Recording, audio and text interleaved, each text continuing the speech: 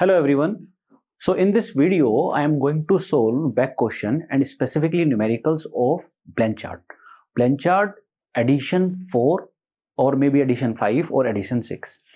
देखिए मैंने इस वीडियो में कोशिश की है कि जो ओलिवर ब्लैंचार्ड एंड अगर मैं बाकी एडिशंस की बात करूं तो ब्लैंचार्ड एंड जॉनसन के न्यूमेरिकल सोल्व करने की which are related to chapter number 8 if I am talking about edition number 4, that is Phillips curve and natural rate of unemployment. And if I talk about addition number 5 and addition number 6, then the number of the chapter is chapter number 12. Basically purpose same है कि हमें Phillips curve, unemployment rate and natural rate of unemployment से related हमें back question solve करने हैं, numerical solve करने हैं.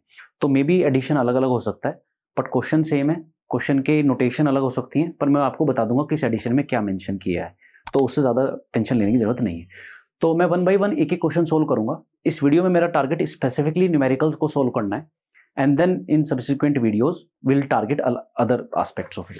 तो ये मेरा एडिशन है ओलिवर ब्लैंचार्ड का चैप्टर नंबर 4th एडिशन.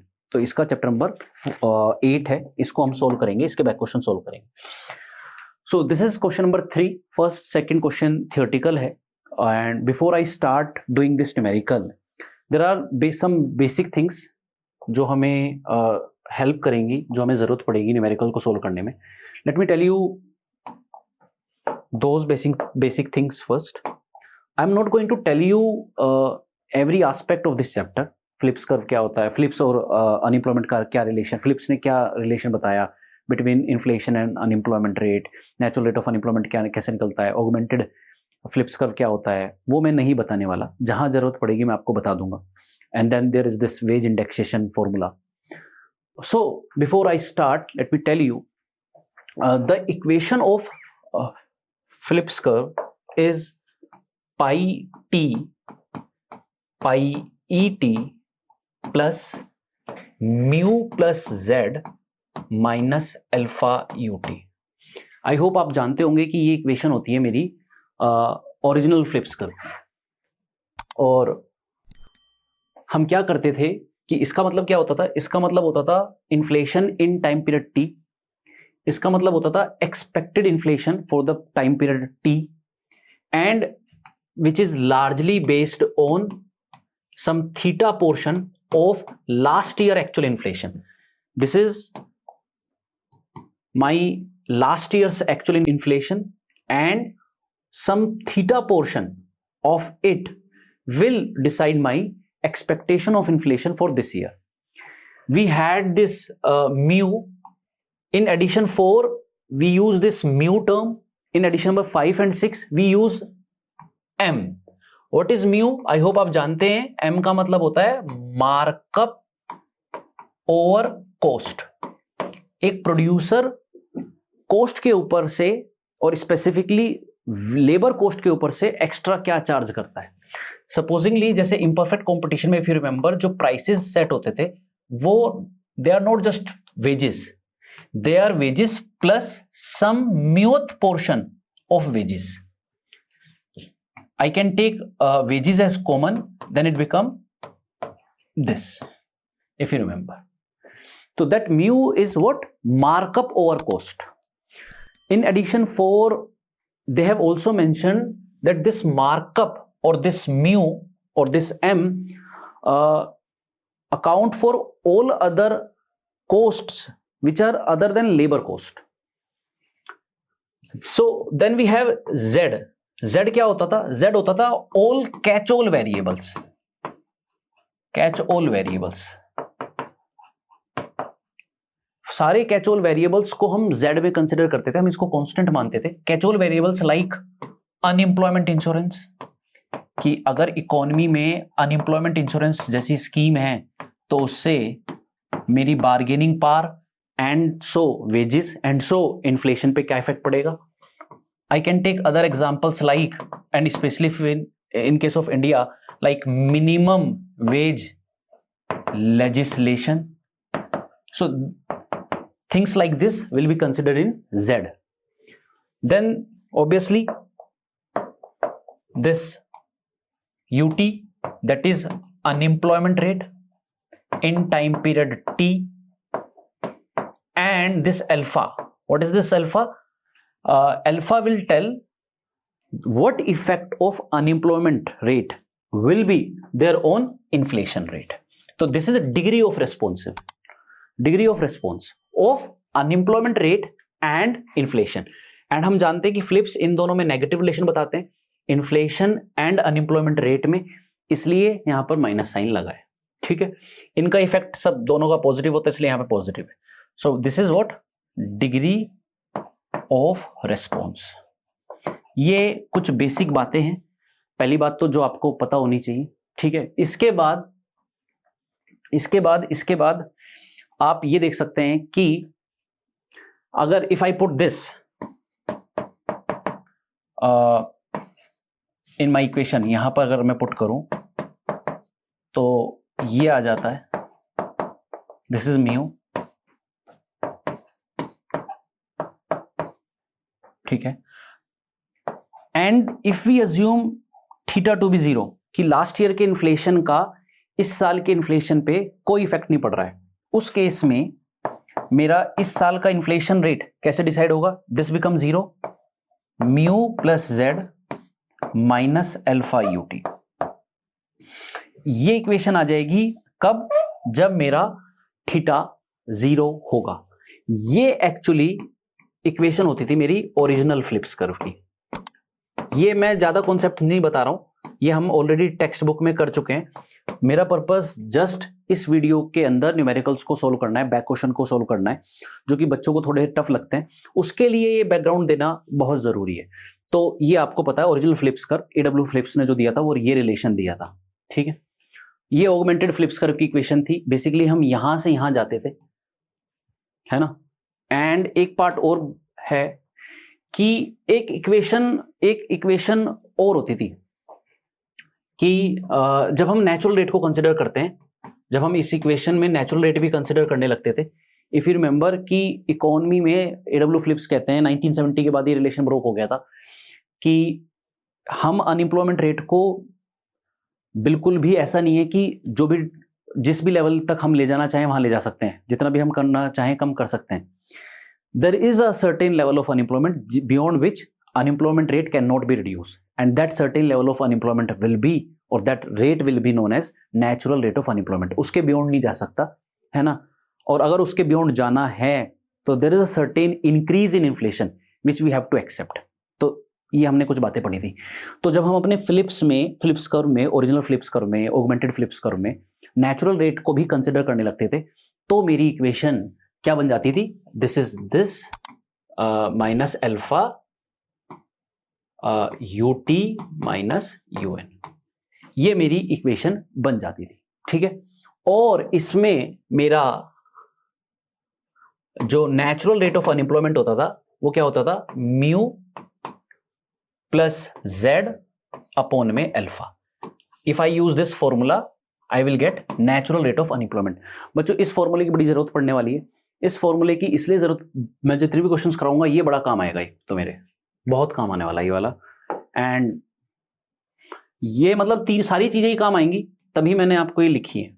ठीक है, now let's try to solve questions, back question one by one. तो मैं यहाँ पे 2 स्लाइड्स यूज करूंगा, एक क्वेश्चंस के लिए और एक सोल्व करने के लिए. ओके, थोड़ा सा आप मेरे साथ इस ट्रांजिशन में बियर करेंगे. तो एक क्वेश्चन है, पहला क्वेश्चन क्या कहता है? ये ब्लैंचार्ड का क्वेश्चन नंबर 3 है. In all the editions, be that 4th edition, be that 5th edition, be that 6th edition, आपके कोर्स में जो भी लगा होगा, वो कहता है फ्लिप्स कर्व ये गिवन है.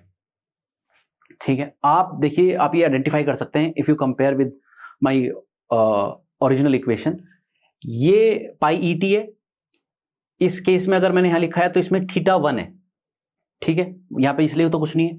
ये म्यू प्लस जेड का सम है, जो म्यू प्लस जेड था उसका सम ये दिया हुआ है, माइनस 2 यूटी. ये 2 क्या है? अल्फा है. अल्फा कितना है? 2 है इस क्वेश्चन में. अगर आप, इसलिए मैंने आपको बताना जरूरी समझा कि अगर आप रिलेट कर पाएंगे, if I can write on this slide as well. So अगर आप इसको रिलेट कर पाए, so this is pi T, pi E T plus मैंने आपके सामने ये लिखा था. तो ये जो पार्ट है वो ये है, और ये जो अल्फा है वो ये रहा, और थीटा, यहाँ पे थीटा भी होता है कुछ, पाई ई टी लिखा हुआ है, और पाई ई टी कैसे लिखते हैं, पाई ई टी कैसे निकलेगा, some theta portion of last years actual inflation, है ना। अगर आप रिलेट करेंगे तो आपकी लाइफ आसान हो जाएगी। अब करते हैं क्वेश्चन। वो कहता है कि ठीक है, ये मेंशन कर दिया उसने। अब ये कहता है कि थीटा इनिशियली 0 है। इस क्वेश्चन में हमें थीटा को इनिशियली 0 दिया है। ओके, थीटा को इनिशियली 0 मान लेंगे, एंड हमें बताना है कि नेचुरल रेट ऑफ अनएम्प्लॉयमेंट क्या होगा। पहले क्वेश्चन में मेरे से यूएन पूछा है। आई होप आपको क्वेश्चन आइडेंटिफाई करना आ गया। तो यूएन क्या होगा? ओके, तो in first question, question number 3, मेरी इक्वेशन है pi T pi E T plus 0.1 minus 2 U T, और pi E T equals to theta pi T minus 1। और उसने क्या बोला है, सपोज इनिशियली हम क्या करने वाले हैं, थीटा को 0 अज्यूम कर रहे हैं, ये हम अज्यूम कर रहे हैं। ठीक है, तो मेरी इक्वेशन क्या बन गई, पाई टी, ये पार्ट पूरा 0 हो गया। ठीक है, क्योंकि ये ऐसे निकलेगा और ये 0 है, तो दिस पोर्शन बिकम 0, तो यहां पे 0 आ जाएगा, माइनस 2 यू टी। ये मेरी इक्वेशन आ गई। अब पहले पार्ट में कहता है कि नेचुरल रेट ऑफ अनएम्प्लॉयमेंट निकालो। जब नेचुरल रेट ऑफ अनएम्प्लॉयमेंट निकालना है तो फॉर्मूला क्या है, म्यू प्लस जेड अपॉन में अल्फा, मैंने आपको बताया था। तो natural rate of unemployment, this is the sum of mu plus Z, that is 0.1। Alpha कितना है, this is my alpha 2, 0.1 divide by 2 will be 0.05, half हो गया इसका, दैट इज यूएन आ गया 5%। पहले पार्ट का आंसर है कि इकोनॉमी में नेचुरल रेट ऑफ अनएम्प्लॉयमेंट जो है वो 5% है। आई होप आपको ये पार्ट समझ में आ गया। Let's come to the B part. B part, B part क्या कहता है, क्वेश्चन का बी पार्ट कहता है suppose the rate of unemployment is initially equals to the natural rate. Okay, question में वो कहता है कि इनिशियली यूटी इक्वल है यूएन के, और जो कि मैं अभी निकाल चुका हूं 5% ए पार्ट में। ठीक है, वो क्वेश्चन में ये कह रहा है, in year T authorities decide to bring unemployment rate down to 3%। वो कह रहा है कि इकोनॉमी में अनएम्प्लॉयमेंट रेट को वो एम कर रहे हैं 3% पे लाने का, starting from T years onward they are planning to bring unemployment rate to 3% level and hold it there forever. और टी प्लस ईयर्स के लिए भी इसी को वो रखना चाहेंगे। ठीक है, ये स्टोरी हमें बिल्ड की है कुछ उसने। बताइए कि इन्फ्लेशन क्या होगा टी ईयर में, considering this fact, T plus 1 year में, टी प्लस 2 ईयर में, टी प्लस 10 ईयर में, टी प्लस 5 ईयर में, टी प्लस 10, टी प्लस 15। अब 5 साल का उसने पूछा है। ये 5th एडिशन से मैंने क्वेश्चन लिया है। अगर मैं 4th एडिशन में देखूं तो 4th एडिशन में वो पूछता है, 4th एडिशन में पूछता है T plus 1, T plus 2 and T plus 5। तो टी प्लस 5 पूछ रहा है। तो ठीक है, हम क्या करेंगे, हम 6 निकालेंगे, सबके ईयर के लिए निकाल देते हैं। तो यू सपोज करो इक्वल है यूएन के, दैट इज 5%। देखो लास्ट स्लाइड में हमने 5% निकाला है। एम क्या है, यूटी को 3% लाना एंड कीप इट फॉरएवर। ठीक है, सो पाई पूछा है टी ईयर में, टी प्लस 1 ईयर में, टी प्लस 2 ईयर में, टी प्लस 5 ईयर में, टी प्लस 10 ईयर में, टी प्लस 15 ईयर में। बताओ इन्फ्लेशन कितना कितना होगा इन डिफरेंट टाइम पीरियड्स में। Okay, let's solve it. I hope ये क्लियर है ना? हाँ, ये क्लियर है। अब बताइए दोबारा, मेरी ये इक्वेशन है, क्योंकि थीटा तो हमने 0 माना हुआ है, तो इस इक्वेशन के हिसाब से that is pi T equals to 0.1 minus 2 U T. ये इक्वेशन है। यू टी कितना करना है, क्या एम है, 3%। तो pi T will be 0.1 minus 2, 3% can be written as 0.03। That will be pi T equals to 0.1 इसकी से मल्टीप्लाई करेंगे तो इट बिकम 0.06, 10% माइनस 6%, तो पाई टी आ जाएगा 0.04, दैट इज 4%। आई होप आपको ये समझ में आ गया। Inflation is going to be 4% from time period T onwards. Let's check for T plus 1 year. T plus 1 year के लिए चेक करते हैं। तो my equation will become T plus 1, this will remain same, minus 2 u T plus 1। T plus 1 यहां पे T plus 1 आ गया। Pi T plus 1 मेरे को फाइंड करना है, 0.1 माइनस, अब बताइए इस ईयर भी टी प्लस 1 ईयर के लिए भी मैं इन्फ्लेशन अनएम्प्लॉयमेंट रेट को कितना एम कर रहा हूं, 3%। क्यों? उसने बोला था कि टी ईयर में हमें 3% अचीव करना है और उसको फॉरएवर रखना है। तो यहां पर सेम, ये मैं सोल्व कर ही चुका हूं। Let me write once for you, 2 into 0.03। I guess T plus 1 year में भी ये 4% आ जाएगा। आप सोल्व करेंगे, सेम इक्वेशन आ गई, 4% आ जाएगा। Let me solve once again for T plus 5 year. ये भी हमने निकाल लिया। मैं टी प्लस 2 निकाला, टी प्लस 5 निकाल के देख लेता हूं। टी प्लस 5 करते हैं। टी प्लस 5 के लिए this 0.1 plus 2 u T plus 5, ठीक है। Now pi T plus 5 will be 0.1। ये कितना एम किया हमने? अगेन हमें अनएम्प्लॉयमेंट रेट को 3% पे रखना है, तो इसको एक गलती है, यहां प्लस का साइन नहीं आएगा, यहां माइनस आएगा। पाई टी प्लस 5, 10, अगेन ये 0.04 आ जाएगा, दैट इज 4%। सिमिलरली 4, और I can say pi T plus 1, pi T plus 2, pi T plus 5, और कौन सा बोला था? Pi T plus 10, pi T plus 15। सभी केसेस में, सभी ईयर्स में इन्फ्लेशन 4% रहने वाला है, हाँ या ना? Considering my equation, my inflation rate is going to be 4% in time period t and it is going to remain same for all the coming years. Yes or no? Because of my assumption, because मेरी assumption ही ऐसी है, ठीक है। ये मेरा था B part. Let's come to the B part हो गया, first हो गया, B हो गया। वो कहता है do you believe the answer you gave in B why और वाई नॉट। वो कहता है कि आपका जो ये आंसर आया है, कितना आया है आंसर? ये आया है मेरा 4%। वो ये कहता है कि आप क्या इस आंसर पर विश्वास करते हैं? तो मैं क्या कहूंगा, मेरा आंसर क्या होना चाहिए? सी पार्ट का आंसर, नो, मुझे ऐसे आंसर पर बिल्कुल विश्वास नहीं है। ऐसा नहीं हो सकता। क्यों? अगर इन्फ्लेशन हर साल 0% से ज्यादा आ रहा है, that is in my case 4%, 0% से ज्यादा आ रहा है, how can I assume then to assume pi E T 0% is incorrect.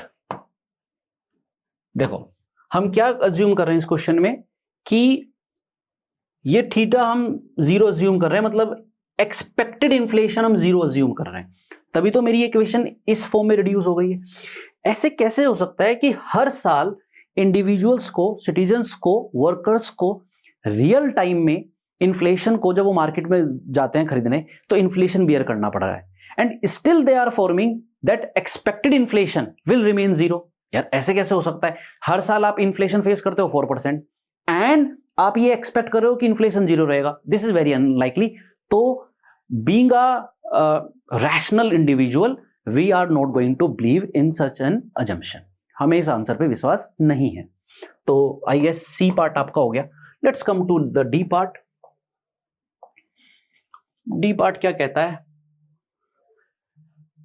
D part कहता है कि now suppose in year t+5 theta increase to 0.1। उसने कहा ठीक है, आपकी हम समझ गए, हम अजम्पशन पे चलते हैं। और क्या कहता है क्वेश्चन में, कह रहा है कि थीटा की वैल्यू बढ़ गई, 0 to 1 हो गई।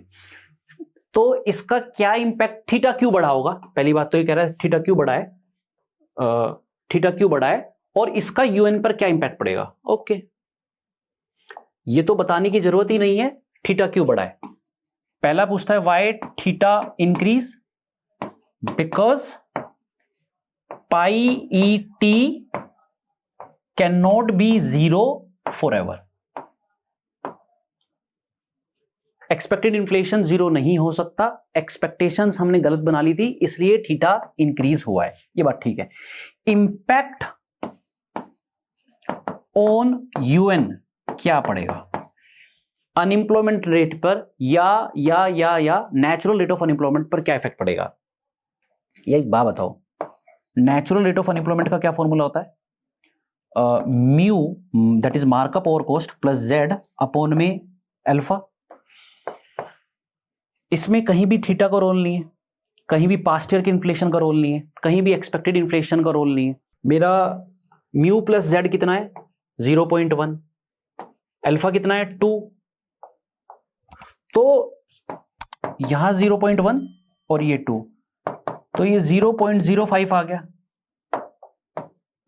That is 5%। तो एक बात समझ में आई, it is not going to change, ये तो चेंज ही नहीं होने वाला। हाँ ऑब्वियसली एक बात समझ में आई हमें कि थीटा के बढ़ने और घटने से नेचुरल रेट ऑफ अनएम्प्लॉयमेंट पे कोई इफेक्ट नहीं पड़ेगा। बिल्कुल सही कह रहा है, जो पड़ेगा इफेक्ट वो पड़ेगा एक्चुअल रेट ऑफ अनएम्प्लॉयमेंट पे। नेचुरल रेट ऑफ अनएम्प्लॉयमेंट तो एक बॉर्डर लाइन अनएम्प्लॉयमेंट रेट है, जिसके बियॉन्ड अनएम्प्लॉयमेंट रेट नहीं जा सकता। ये तो उस पर क्यों इफेक्ट पड़ेगा? ये 5% है, ठीक है। नेक्स्ट पार्ट इस क्वेश्चन का देखते हैं।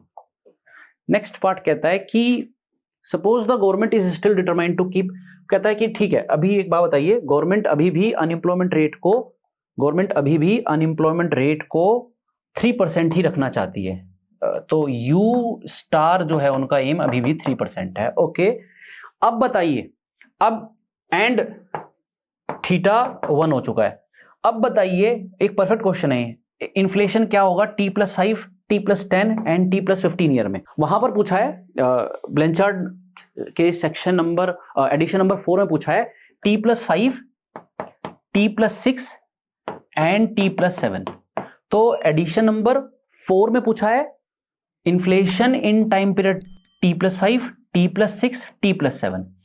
एडिशन नंबर 5 एंड 6 में पूछा है t+5, 10 एंड 15। हम दोनों को आंसर कर लेते हैं, दोनों एडिशन के आंसर को कर लेते हैं, डोंट वरी, ठीक है। तो let's come to this E part.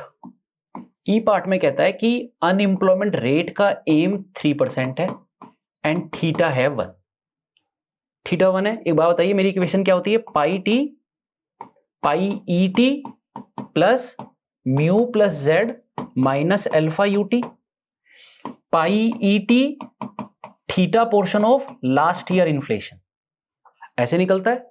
अब ये 0 नहीं मानना, अब ये 1 मानना है, ठीक है। तो my equation turned out to be, ये 1 हो गया है, तो this plus mu plus Z minus alpha UT. तो पाई t+5 ईयर में क्या होगा? ये 1 साल पहले वाला, तो ये हो जाएगा t+4, ठीक है, plus 0.1 minus 2 UT. t+5 year में इन्फ्लेशन क्या होगा?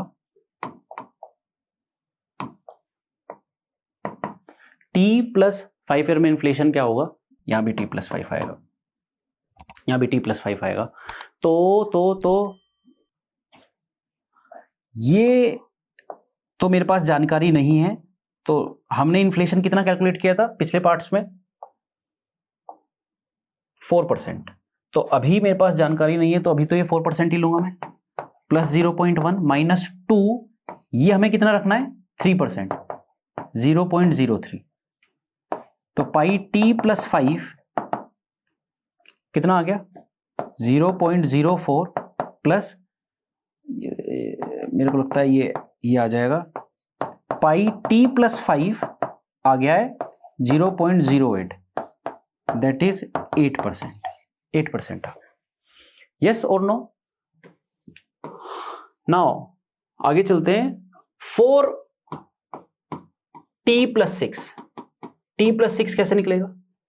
तो pi t plus 6 equals to pi t plus 5 एक साल पहले plus 0.1 minus 2u t plus 5।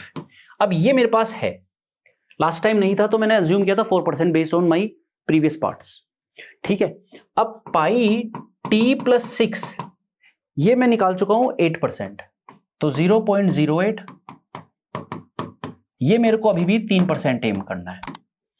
तो pi t plus 6 equals to 0.08 plus same part, तो पाई t प्लस 6 आ जाएगा 12%। t प्लस 6 कितना आ गया? 12%। देखो अब इन्फ्लेशन चेंज हो रहा है।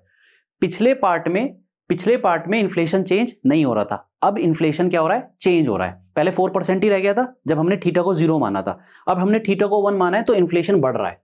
ठीक है, एक गलती है, यहां 5 नहीं आएगा, यहां 6 ही आएगा। ठीक है, anyway it is going to remain same. ठीक है, यहां 5 ही है। ठीक है, नाउ 4t प्लस 7 ईयर के लिए लिख लेते हैं। माई अजम्पशन जैसे कि 8 से 12% हुआ है तो it must be 16%। Let check. t plus 7 pi t plus 6 plus 0.1 minus 2u t plus 7, ये हम कैलकुलेट कर रहे हैं। ये मैं निकाल चुका हूं 12%, ये सेम हमें यही एम करना है, क्वेश्चन में गिवन है। Pi t plus 7 equals to, देखो बच्चों सेम आ गया, that is 16%। t plus 5 8%, t plus 6 12%, t plus 7 16%। Addition number 4 का आंसर हो गया। अगर मैं 5 के आंसर पे जाऊं तो वो पूछता है मेरे से t प्लस 10 ईयर के लिए एंड t प्लस 15 ईयर के लिए। बच्चों हम यहां अजम्पशन लगा सकते हैं क्योंकि ये हर साल 4% से बढ़ रहा है, मैं 3 ईयर में देख चुका हूं। तो t प्लस 8 में कितना होगा? 20, 7 में कितना होगा? 24, 8 में कितना हो जाएगा? 28। ये 16 हो जाएगा। ओके, 7 में 16 है, 7 में 16 है, 8 में हो जाएगा 20, 9 में हो जाएगा 24, 10 में हो जाएगा 28, 10 में हो जाएगा 28 एंड 15 में कितना हो जाएगा? तो 4% से इंक्रीज हो रहा है, 5 ईयर्स और जोड़ दो तो 20 जुड़ जाएगा, तो 28% प्लस 20% आई कैन से 48% हो जाएगा इन t plus 10, t plus 15। Yes और नो? तो थीटा 0 से 1 होने पर इन्फ्लेशन में देखो कितना डिफरेंस आ रहा है। आई होप आपको ये वाला पार्ट कैलकुलेट करना आ गया। नाउ अगला कहता है do you believe in answer E. कहता है आप ई आंसर, जो ई पार्ट में आपका आंसर आया, क्या आप उस पर विश्वास करते हैं? अब यार एक पंगा है, एक बात देखो समझना, ज्यादातर लोगों को लगेगा कि यार ये सही बात है। मैंने t प्लस 5 ईयर में, ये बड़ी काम की बात है, ध्यान सुनना, t प्लस 5 ईयर में मैंने इन्फ्लेशन को एक्सपेक्ट किया 4%, हो गया 8%। t प्लस 6 में मैंने इन्फ्लेशन को एक्सपेक्ट किया 8%, हो गया 12%। t प्लस 7 में मैंने एक्सपेक्ट किया 12%, हो गया 16%। हर बार अभी भी मेरी इन्फ्लेशन एक्सपेक्टेशन गलत साबित हो रही है। मैं एक्सपेक्ट करता हूं 4, हो जाता है 8, मैं एक्सपेक्ट करता हूं 8, हो जाता है 12, मैं एक्सपेक्ट करता हूं 12, हो जाता है 16 एंड सो ऑन। अगेन हर साल मैं सेम गलती रिपीट नहीं कर सकता, this is very very very unlikely. So E part का आंसर है do you believe in your answer? No. Inflation expectations cannot be wrong forever. हर बार मेरी इन्फ्लेशन की एक्सपेक्टेशन कैसे गलत हो सकती है? मैं इतना इरेशनल कैसे हो सकता हूं? तो inflation expectation can not be wrong for ever. I hope आपको क्वेश्चन नंबर 3 उसके बेसिक्स और क्या क्या हमने इसमें यूटी निकाला, यूएन निकाला, थीटा की वैल्यू चेंज 0 करके देखी, 1 करके देखी, तो आई होप आपको क्वेश्चन नंबर 3 समझ में आया. Let's come to question number 4.